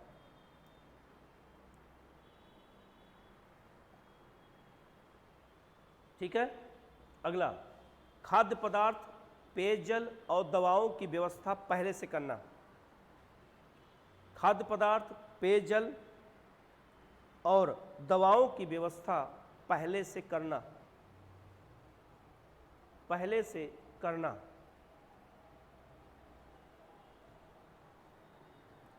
पहले से करना। ठीक है। नेक्स्ट अगला पॉइंट, अगला डॉक्टर की टीम को तैयार रखना, डॉक्टर की टीम को तैयार रखना, राहत शिविर का निर्माण करना, क्योंकि चक्रवात का प्रेडिक्शन हो सकता है, अनुमान लगाया जा सकता है कि कब चक्रवात आएगा, इसलिए पहले से राहत शिविर बना लेते हैं और पूरे गांव के गांव क्या करते हैं, खाली भी करा देते हैं। ठीक है, ये समझ में आया बेटा। अब लिखना आपदा दौरान क्या करेंगे, आपदा चल रही हो और चक्रवात स्पीड में आ रहा हो, ठीक है, तो जान तो पहला काम क्या करते हैं, घायलों क्या करेंगे, बचाएंगे और कहाँ ले जाएंगे, राहत शिविर में। लिखना पहले, घायलों को बचाना और राहत शिविर में पहुंचाना। दूसरा, ध्यान सुनना बेटा, आप लोगों के साथ गौर नहीं किया होगा, जब चक्रवात आया तो सबसे पहले लगभग 1000 गांव की बत्ती लुप्त गुल हो गई थी, सुना था, क्यों, चक्रवात आएगा तो तार गिरेंगे और उसमें हम लाइट लगा दें, तो एक आपदा तो आई ही है, दूसरी आपदा क्या आ गई, लाइट से लोग मरेंगे, और तीसरा आग लग सकती है, और आग की स्पीड क्या हो सकती है, इतनी हो सकती है दिल्ली तक आग लग जाए। कहने मतलब एक उदाहरण है, तो एक साथ हमने कितनी आपदा का न्योता दिया, 3। तो इसीलिए दूसरा पॉइंट लिखना, चक्रवातीय क्षेत्रों में बिजली की आपूर्ति को रोक देना, बिजली की आपूर्ति को रोक दिया जाता है तुरंत। ठीक है, ये जो आजकल सरकार क्या क्यों चाहती है कि बिजली के तार नीचे रहें, जमीन के नीचे क्यों चाहती है, क्योंकि इससे बेटा एक तो जो पक्षी मर रहे हैं वो नहीं मरते हैं, लोगों को करंट नहीं लगता है, और तीसरा चक्रवात के समय में कोई प्रॉब्लम ही नहीं होगा आग वाग लगने की, क्योंकि तार कहाँ है बेटा, ज़मीन में, शॉर्ट सर्किट होने का चांस नहीं होगा, होगा भी ज़मीन के अंदर होगा, कोई मतलब नहीं है। ये समझ में नहीं आया, तो ये सब समस्या से बचा जा सकता है। ठीक है, आगे लोगों को खाद्य पदार्थ और दवाएं उपलब्ध कराना, लोगों को खाद्य पदार्थ और दवाएं उपलब्ध कराना,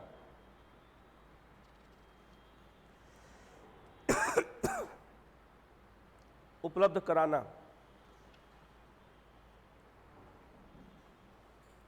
ठीक है, अगला मनोचिकित्सक की नियुक्ति करना, मनोचिकित्सक की नियुक्ति करना,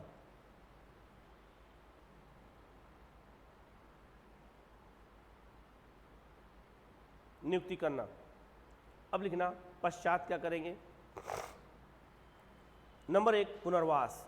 अब इस समय पुनर्वास का काम चल रहा होगा गुजरात में, जिन जिन गाँवों के लाइटें खराब हो गई होंगी वो ठीक किया जा रहा होगा, जिनके घर टूट गए होंगे घर बनाने का काम शुरू हो गया होगा, तो क्या कराएंगे बेटा पुनर्वास। नंबर 2 सरकारी योजनाओं का तुरंत लाभ देना,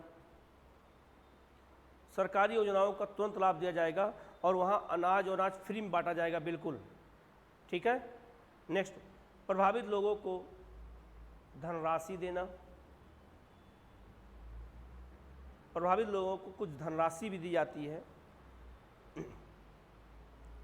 धनराशि देना, कम ब्याज पर ऋण देना, कम ब्याज पर ऋण देना। अब कभी आप लोग बैंक तो जाते नहीं, अब तो बैंक बहुत कम जाते हैं, कभी बैंक जाना तो बैंक में जो पॉलिसी होती है उनके ऋण देने की या कुछ की, तो देखा होगा बड़ा बड़ा बोर्ड लगा करके वो लिखे रहते हैं कि हमारे यहाँ क्या क्या फैसिलिटी है। तो अगर ब्याज की दर जो भी होगी नीचे टर्म कंडीशन लिखा रहेगा, आपदा प्रभावित क्षेत्रों के लिए ये लागू नहीं होगा। आपदा प्रभावित क्षेत्रों के लिए लागू कब होगा, जब वहाँ ब्याज दर क्या हो जाएगी, कम हो जाती है। तो कम ब्याज पर क्या देते हैं, ऋण देते हैं, तो वहाँ लिखा होता है नीचे टर्म कंडीशन में कि आपदा प्रभावित क्षेत्रों में ये लागू नहीं होगा। इसका मतलब वहाँ ब्याज की दर क्या हो जाएगी, कम हो जाएगी।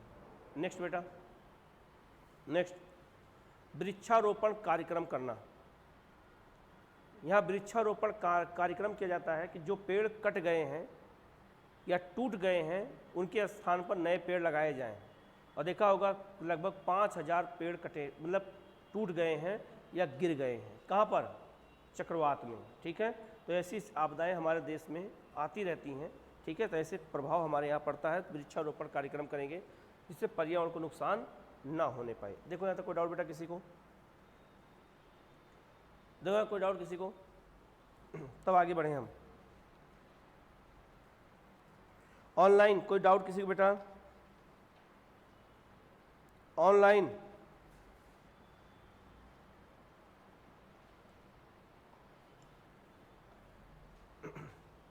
डालो हेडिंग। एक आपदा छोटी सी है, लिखते हैं खास क्षेत्र में होती है।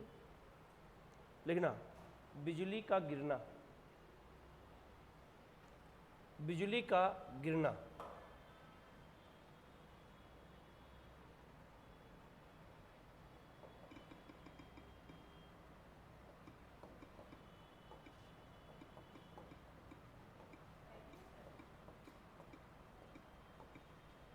बिजली का गिरना बेटा एक आपदा है।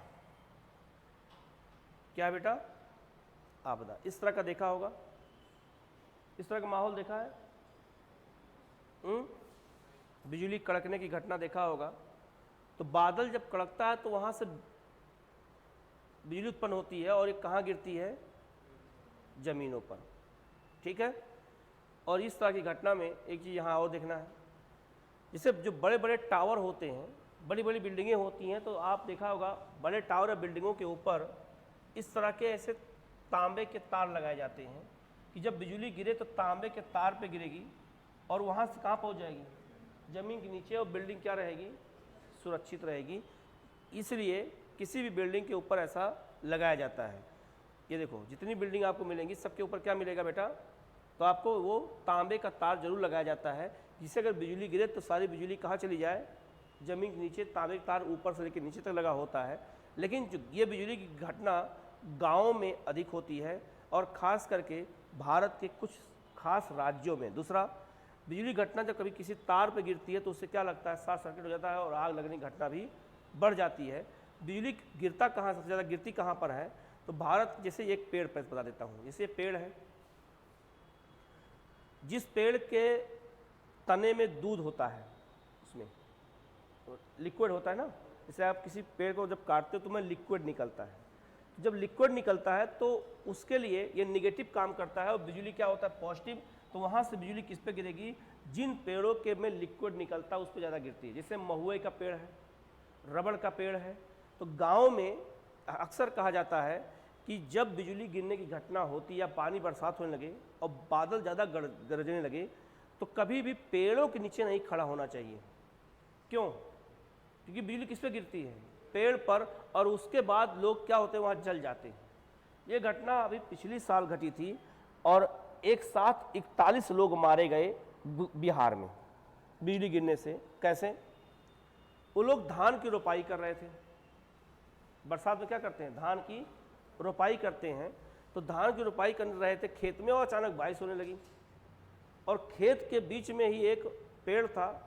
उसका सुना होगा, एक पेड़ सुना होगा गूलर का, उसमें भी दूध होता है। उसी पेड़ के नीचे जाके सब लोग खड़े हो गए, मतलब बैठ गए कि भीगेंगे नहीं और जो है बरसात खत्म हो जाएगी तब हम शुरू करेंगे धान रोपाई करना। और बिजली गिरी और पूरा पेड़ जल गया और 41 लोग क्या हो गए? मारे गए। ये बिहार में आपदा हुई। बिजली गिरने की घटना पूर्वी भारत में ज़्यादा होती है, जैसे मेघालय, जैसे झारखंड, जैसे बिहार, जैसे उड़ीसा, जैसे पश्चिम बंगाल। इन राज्यों में घटना होती है, यहाँ अक्सर लोग मारे जाते हैं। इसीलिए भारत सरकार ने इसे क्या घोषित किया है? एक आपदा घोषित किया है और मरने वालों को इससे पैसा बाद में दिया जाता है। तो लिखना जरा, लिखना। अच्छा पहले चीज़ बता देता हूँ तब ध्यान देना। एक क्वेश्चन आईएएस में पूछा गया था कि बिजली की, जब कभी आपने देखा होगा, कभी आप लोग गौर करना, अब आगे से तो गौर किया होगा तो अच्छी बात है।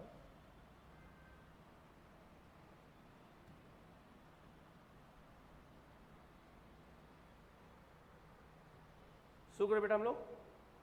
मान लो कि बादल है और बादल के गरजने के बाद देखा होगा बिजली भी चमकती है और बादल गरजता भी है, दोनों घटनाएं होती हैं। तो क्या दोनों घटनाएं साथ होती हैं या अलग अलग होती हैं? बादल गरजता भी है और बिजली चमकती भी है, दोनों घटनाएं होती हैं। तो क्या दोनों घटनाएं साथ साथ होती हैं या अलग अलग होती हैं? साथ साथ होती हैं। जैसे बिजली का चमकना प्रकाश हो गया और बादल का गरजना साउंड हो गया, ध्वनि हो गया। तो दोनों घटनाएं साथ होती हैं, अलग अलग होती हैं। क्यों? क्योंकि जब कभी भी, याद रखना, कभी भी बादल अगर गरज रहा है और बिजली चमक रही है, तब आगे गौर करना, अब तो वही सीजन आ गया है, तो देखोगे प्रकाश पहले दिखता है और आवाज़ थोड़ा बाद आती है। लगभग 30 सेकंड 35 सेकंड के बाद आवाज़ आती है किसकी? बादल के गरजने की। क्यों? क्योंकि प्रकाश निर्वात में चल सकता है और प्रकाश जैसे ठोस, द्रव और गैस, 3 फॉर्म होता है। तो जो ध्वनि होता है इसकी स्पीड किस में ज़्यादा होती है? ठोस में। फिर किस में होती है? द्रव में। और फिर किस में होती है? और हमारा वायुमंडल किसका बना हुआ है? तो ध्वनि की स्पीड किस में ज़्यादा कम होगी?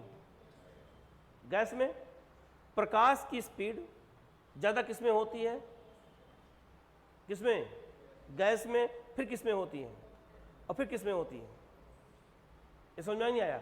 इसका मतलब है कि पहले दोनों घटनाएं साथ होती हैं, लेकिन पहले हमें दिखता क्या है? प्रकाश चमकता हो, क्योंकि वो गैसों में है, वो तुरंत स्पीड, उसकी स्पीड तेज है। लेकिन उसके बाद हमें साउंड सुनाई पड़ता है। इसका मतलब साउंड तो वहाँ चला, हमारे तक पहुँचने में थोड़ा टाइम लिया, क्योंकि उसके लिए माध्यम चाहिए। क्या चाहिए बेटा? माध्यम चाहिए। तो दोनों घटनाएं साथ होती है, लेकिन बस केवल ध्वनि जो है ये माध्यम खोजता है, और माध्यम में, द्रव में, वो गैस में उसकी स्पीड क्या हो जाती है? कम। और प्रकाश की स्पीड गैस में क्या होती है? ज़्यादा। इसलिए हमें चमकता पहले दिखाई देता है और आवाज़ बाद में आती है। ठीक है, ये सब क्वेश्चन बेटा इंटरव्यू पूछते हैं, क्योंकि बहुत व्यवहारिक चीज़ है ये। क्या बेटा? व्यवहारिक है, इसलिए इसको बहुत इंटरव्यू में ज़्यादा पूछते हैं। ठीक है, आगे बढ़ते हैं। लिखना जरा, लिखना। भारत में बिजली गिरने की घटना, भारत में बिजली गिरने की घटना को एक प्राकृतिक आपदा माना जाता है। एक प्राकृतिक आपदा माना जाता है, माना जाता है।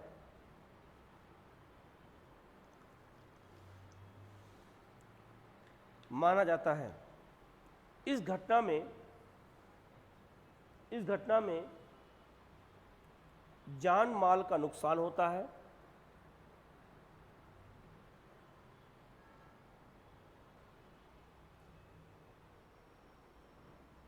इसीलिए भारत सरकार ने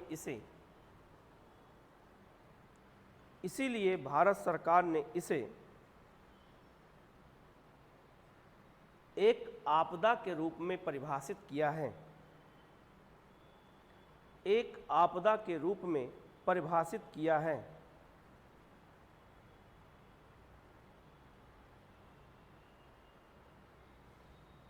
परिभाषित किया है। कोई डाउट नहीं बेटा यहाँ तक किसी को? नहीं है ना? अब लिखना लिखना, बिजली गिरने घटना का क्षेत्र, बिजली के गिरने की घटना का क्षेत्र, कहाँ बिजली गिरने घटना ज़्यादा होती है भारत में? तो एक मैप बना लेना पहले।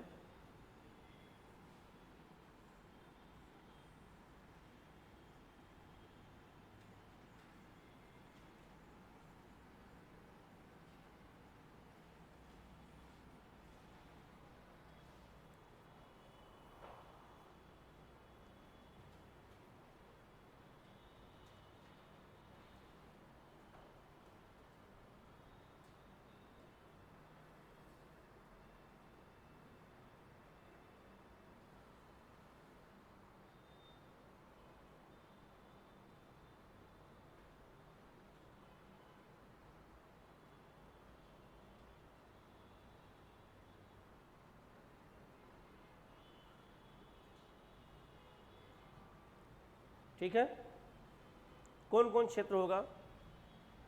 तो पूर्व बिहार, झारखंड, उड़ीसा,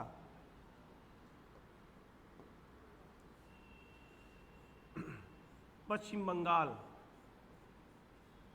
मेघालय,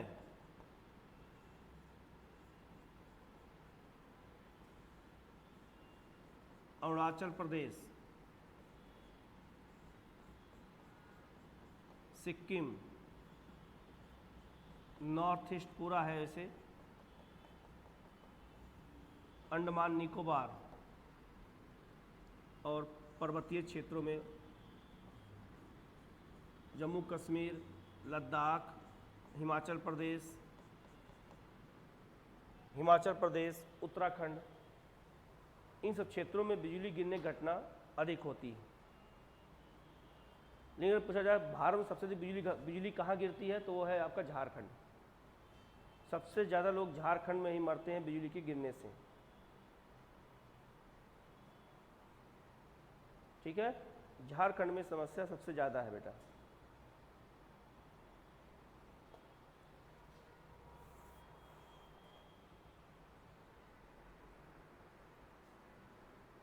लिखना बन गया सबका? ऑनलाइन लिखना। बिजली गिरने की घटना भारत में सबसे अधिक झारखंड में देखने को मिलती है। बिजली की गिरने की घटना सबसे अधिक झारखंड में देखने को मिलती है। अब एक मिनट रोकेंगे यहाँ पहले आपको मैं। ये सवाल पूछा जा सकता है कि झारखंड में ही क्यों? ये पूछा जा सकता है ना। तो जरा एक बार मैप खोलना, पेज नंबर 21-22 खोलना एक बार एटलस में, पेज नंबर 21-22 खोलना। झारखंड में एक पठार है, छोटा नागपुर का पठार है। और पठार क्या होता है बेटा? ऊंचा। तो पठार अगर ऊंचा रहेगा ऐसे, तो यहाँ से बादल के ऊंचाई क्या हो जाएगी? कम हो जाएगी। तो यहाँ बिजली, और दूसरा ये बंगाल की खाड़ी के नज़दीक है। जब मानसून आता है तो किससे टकराएगा? वहाँ छोटा नागपुर के पठार से। इसलिए यहाँ पे बिजली घटना क्या होती है? ज़्यादा होती है। ठीक है, क्योंकि वो बहुत ऊंचाई पे है।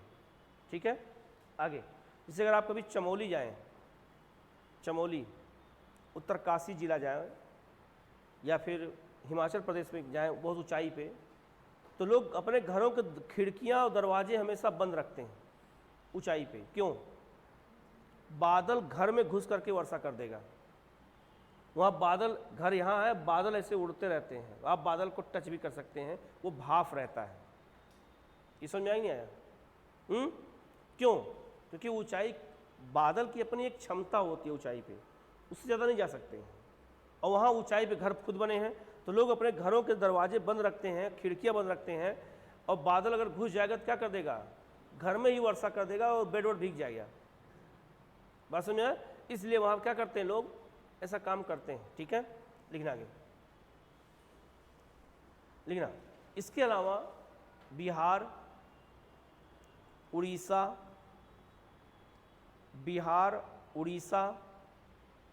पश्चिम बंगाल, उत्तर पूर्वी भारत और पर्वतीय क्षेत्र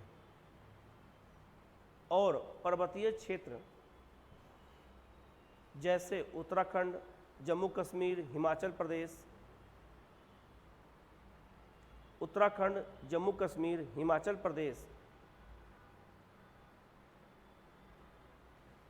प्रदेश में ये आपदा अधिक देखने को मिलती है। ये आपदा अधिक देखने को मिलती है।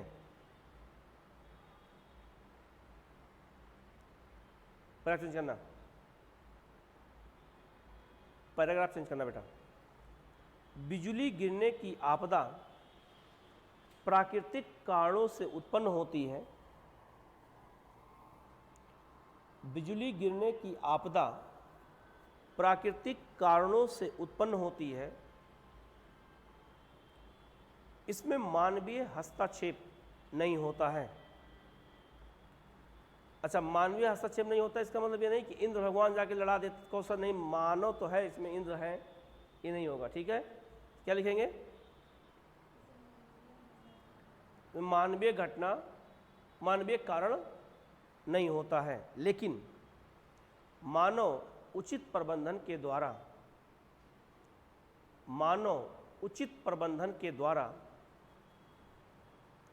और लोगों को जागरूक करके, लोगों को जागरूक करके इस आपदा के प्रभाव को कम कर सकता है।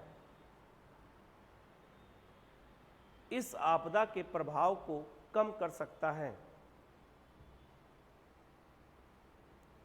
कम कर सकता है। गौर करना बेटा, इसमें सबसे ज़्यादा अच्छा उपाय क्या है? लोगों को जागरूक करना कि भाई जब बरसात हो रही हो तो पेड़ के नीचे नहीं खड़ा हुआ जाता है, पहला, अगर बादल गरज रहा है तब। दूसरा, उनको ये समझाना है कि अगर पेड़ नीचे खड़ा भी होना है तो जिसमें लिक्विड निकलता है वह उसके नीचे नहीं खड़ा होना है। तीसरा, ये बताना है कि जब बिजली गिरने घटना कहीं हो और बिजली गिर जाए, आग लग जाए या बिजली किसी कहीं भी गिर जाए, तो सबसे पहले अपने आप को बचाना है, लोगों को बचाना है। उसके लिए क्या करना पड़ता है? ज़मीन में लेट जाओ थोड़ा देर के लिए। क्या हो जाए बेटा? ज़मीन में लेट जाओ थोड़ा देर के लिए। इसके बाद आप जो है फिर उठ करके आप अपने सीधे घर पहुँचो, लेकिन कभी भी कहीं पे भी पेड़ के नीचे नहीं होना चाहिए। तो पेड़ के नीचे दो स्थिति में कभी नहीं खड़ा होना चाहिए: जब बादल गरज रहा हो, क्योंकि बिजली गिरने घटना कभी भी हो सकती है, कहीं भी हो सकती है। दूसरा, जब चक्रवात या आंधी तूफान आया हो तो पेड़ के नीचे नहीं खड़ा हुआ जाता है।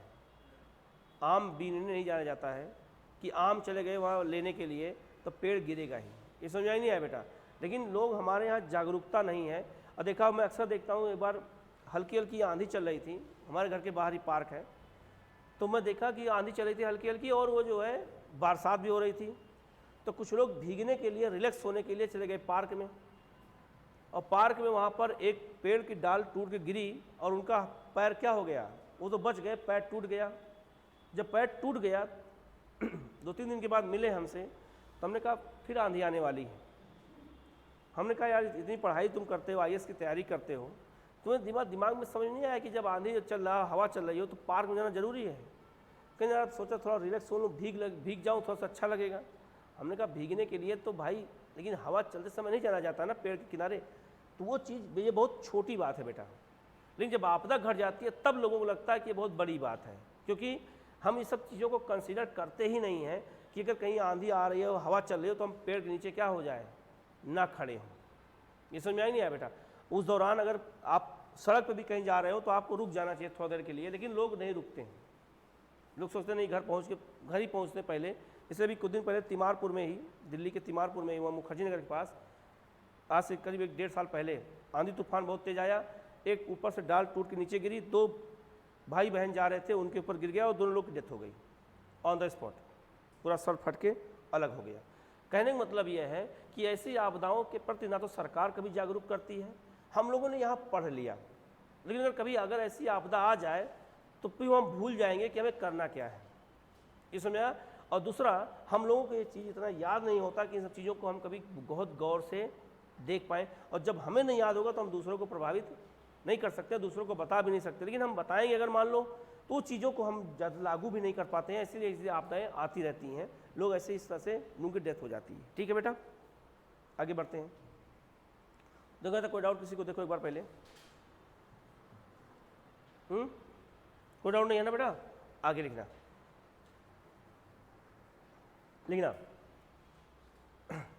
केंद्र सरकार और राज्य सरकारों ने मिलकर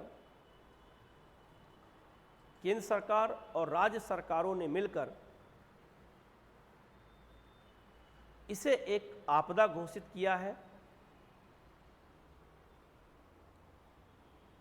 और इससे प्रभावित लोगों को बचाने के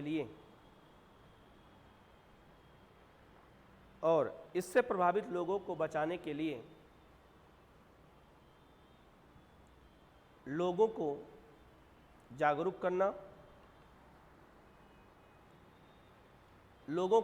जागरूक करना और राहत पहुंचाने का काम किया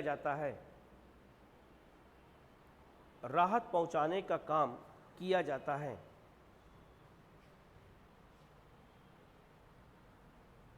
कोई डाउट बेटा यहां तक किसी को?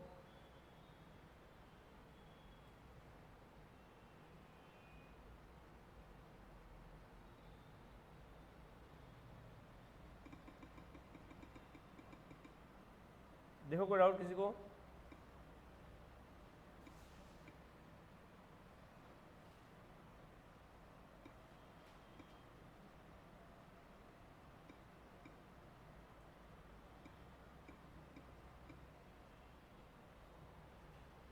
डालो हेडिंग ओलावृष्टि।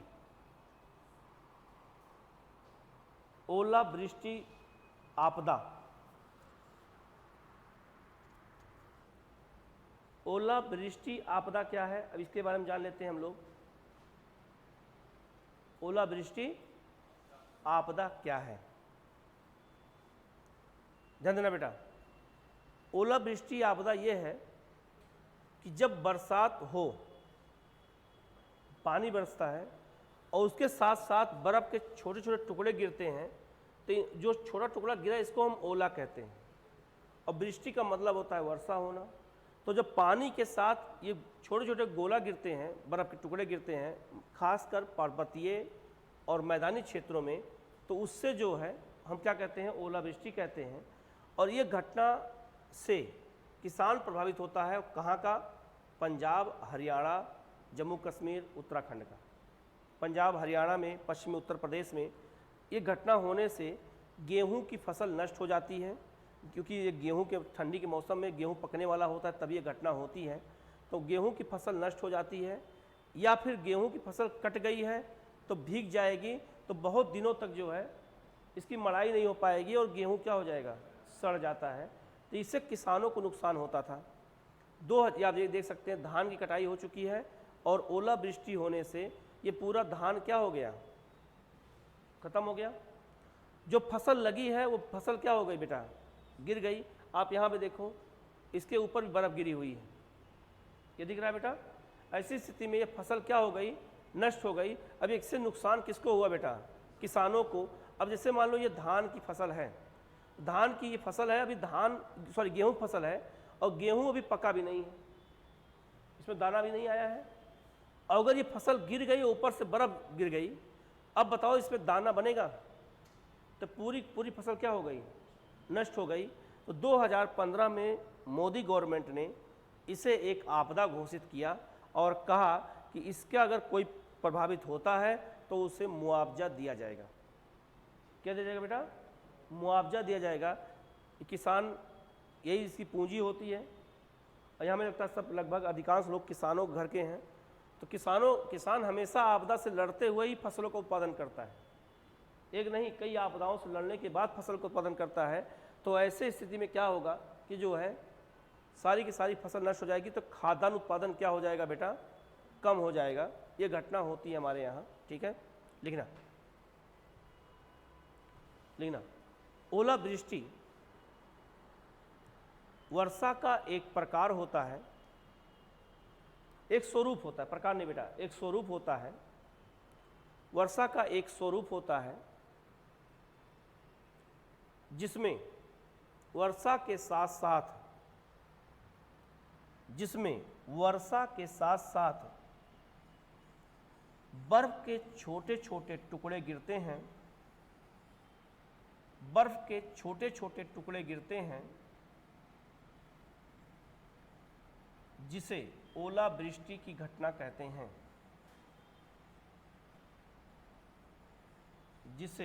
ओलावृष्टि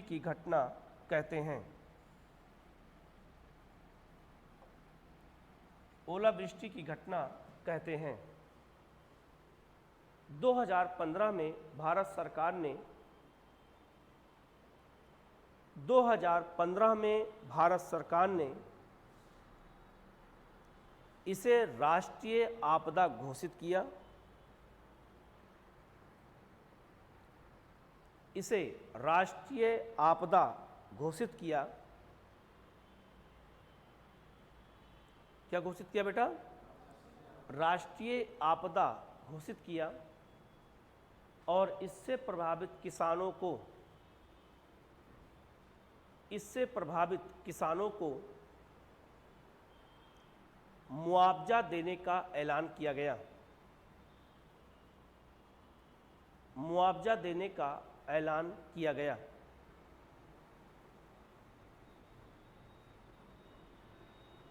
ऐलान किया गया। मैसेज करना। ओलावृष्टि की घटना पंजाब, हरियाणा, उत्तर प्रदेश, बिहार। ओलावृष्टि की घटना, एक बार रुकना बेटा, अगर साउथ इंडिया कोई राज्य में लिख दूं तो होगा ऐसा? अगर साउथ इंडिया कोई राज्य आ जाए तो क्या वहाँ ओलावृष्टि होती है? नहीं होती है। ओलावृष्टि घटना कहाँ होती है? केवल उत्तर भारत में। ठीक है, क्या लिखा बेटा? पंजाब, हरियाणा, उत्तर प्रदेश, बिहार, उत्तराखंड, हिमाचल प्रदेश। कहाँ ध्यान है बेटा? उत्तराखंड, हिमाचल प्रदेश, राजस्थान जैसे राज्यों में यह घटना अधिक होती है। यह घटना अधिक होती है। इसके अलावा उत्तर पूर्वी भारत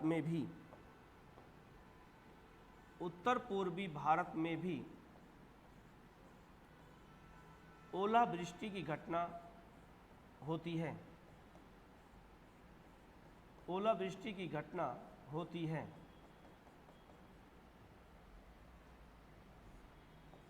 ये मैं बनाना बेटा।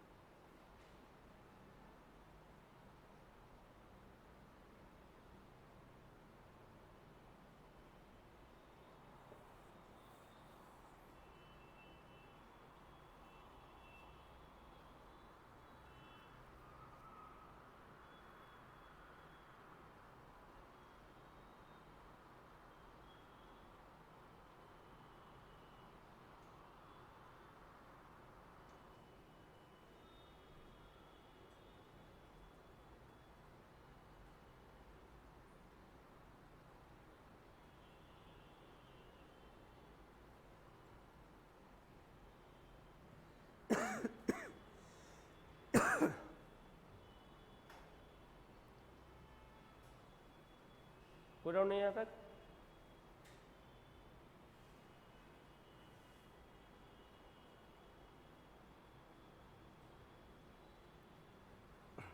लिखना।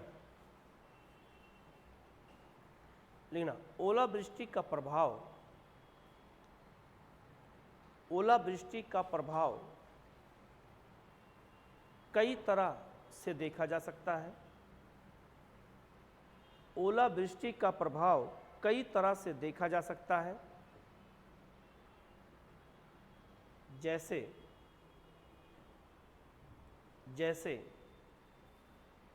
फसलों का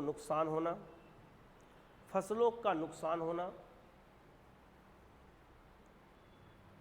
गेहूं, सरसों, चना, मटर, आलू आदि।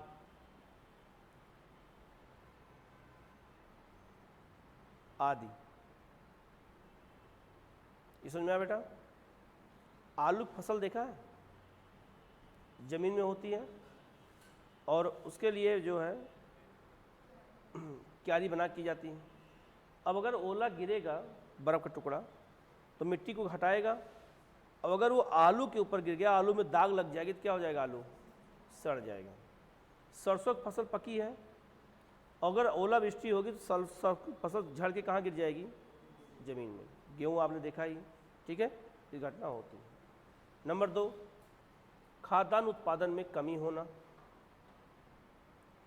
खाद्यान्न उत्पादन में कमी होना, तो खाद्यान्न उत्पादन क्या हो जाता है बेटा? कम हो जाता है, ठीक है।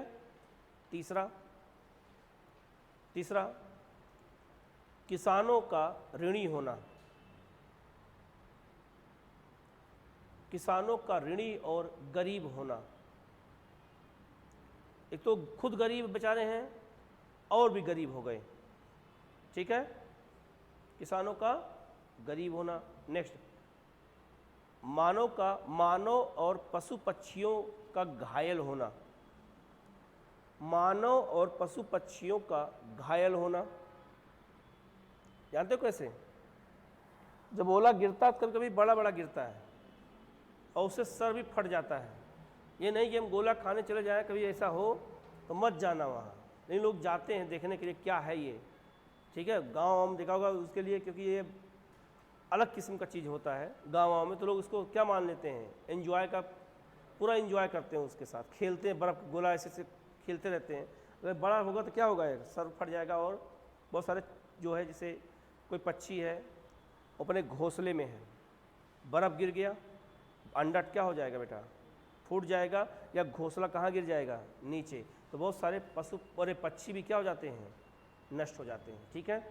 आगे बढ़े बेटा हम लोग।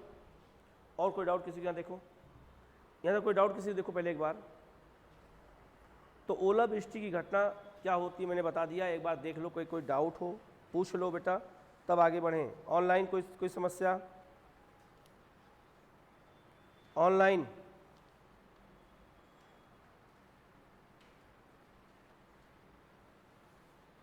बताओ, कोई समस्या किसी को?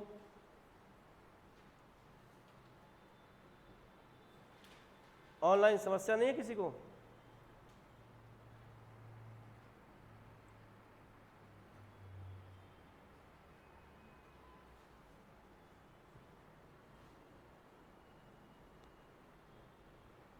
बड़े बेटा हम लोग डालो हेडिंग सुनामी।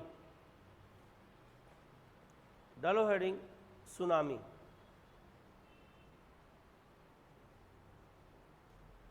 सुनामी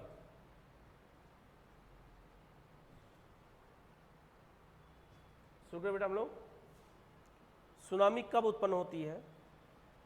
जब सागर में भूकंप आ जाए। क्या जाए बेटा? भूकंप आएगा तो दो प्लेटें हैं और प्लेटें क्या हो जाएंगी? टूटेंगी ऐसे, तो पानी का उछाल होगा और वो पानी कहाँ पे आएगा? तट पर आएगा, उसे क्या कहते हैं? सुनामी। जरा वो चलाना वीडियो, वो यूट्यूब चलाना जरा, इसका यूट्यूब चला हुआ क्या?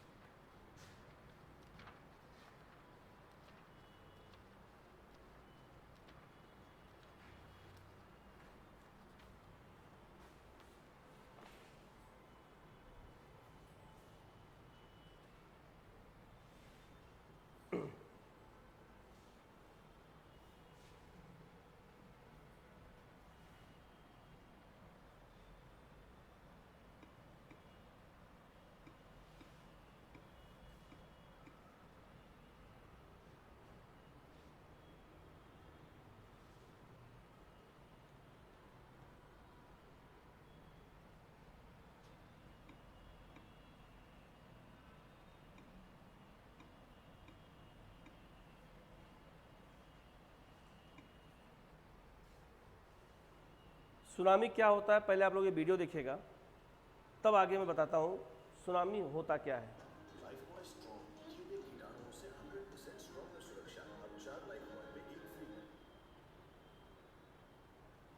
पहले ये वीडियो पहले ध्यान से देख लेना आप लोग, तब ये 3D वीडियो है।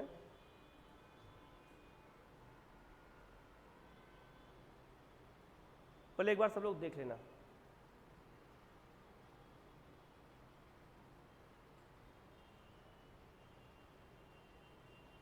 ये लहरें हैं जो कहाँ भाग रही हैं, तट की ओर।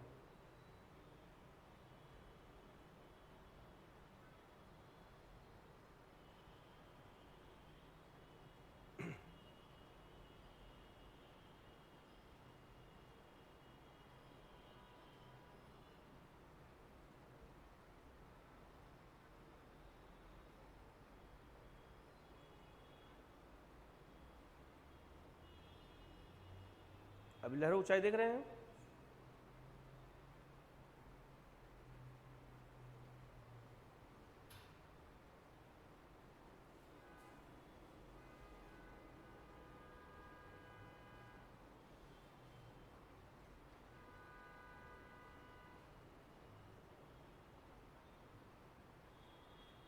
जब तट के पास पहुंचेगी तो इसकी लहरें क्या हो जाएंगी बेटा, और ऊंची हो जाएंगी।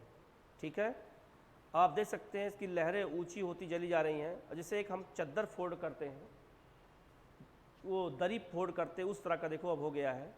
अब इसके बाद कोई भी शहर होगा, सब क्या हो जाएंगे, डूब रहे हैं।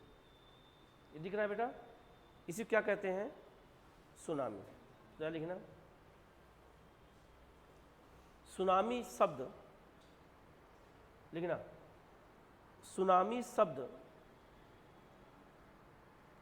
जापानी भाषा का शब्द है। जापानी भाषा का शब्द है जिसका अर्थ है तट पर आती समुद्री लहरें। जिसका अर्थ है तट पर आती समुद्री लहरें। तट पर आती समुद्री लहरें। देखो बेटा एक बार और इस वीडियो को भी देख लेना, या वीडियो देख सकते हैं ये। जब, हाँ एक भी ध्यान देना, जब सुनामी आएगी कहाँ पर, सागर में आती है, तो पहले तट का पानी कहाँ भागता है, पीछे की ओर। क्यों? क्योंकि जैसे अगर हम कुछ चीज़ फेंकते हैं, जब फेंकेंगे तो पानी पहले कहाँ जाएगा, नीचे की ओर, फिर बाहर की ओर आता है। कभी बाल्टी में करके देखना, तो शुरू में ये पूरा तट क्या हो जाएगा बेटा, सूख जाएगा, और फिर अचानक से जब आएगा तो क्या हो जाएगा, डूब जाएंगे सब। ठीक है, अब सुनामी दोबारा आ रही है। अब उस पर जितने भी लोग हैं, ये देखो सुनामी की लहरें हैं ये। अब इससे पूरा क्या हो जाएगा, शहर के अंदर तक तटीय क्षेत्रों में पानी भर जाता है। ये है सुनामी का, ये देख रहे हैं बेटा। ठीक है, ये घटना घटी कैसे, मैं बता देता हूँ। पहले ध्यान देना, एक शहर है बैंकॉक। 2004 में सुनामी आई, थाईलैंड का शहर है बैंकॉक। वहाँ सेम ऐसे ही कंडीशन हुआ, सुनामी आई। और सुनामी जब कभी आती है तो वो आती है भूकंप के कारण। किससे बेटा, भूकंप के कारण। और भूकंप की घटना होती है, अगर सागर में भूकंप घटना हुई तो सरकार तुरंत जो है सुनामी का अलर्ट जारी करती है, और तटीय क्षेत्रों क्या करती है, खाली कराती है कि सुनामी आ सकता है, क्योंकि भूकंप कहाँ आया है, सागर के अंदर। तो जब सागर के अंदर भूकंप आता है तो ऐसी स्थिति में जब प्लेटें, देखा होगा अभी वीडियो, कि जब दो प्लेटें टूटेंगी, प्लेटों में झटका होगा तो ऊपर नीचे होंगी, तो उससे पानी का क्या होगा, उछाल आएगा, और वही पानी कहाँ भागेगा, लहरों के रूप में तटों के किनारे। ऐसी स्थिति में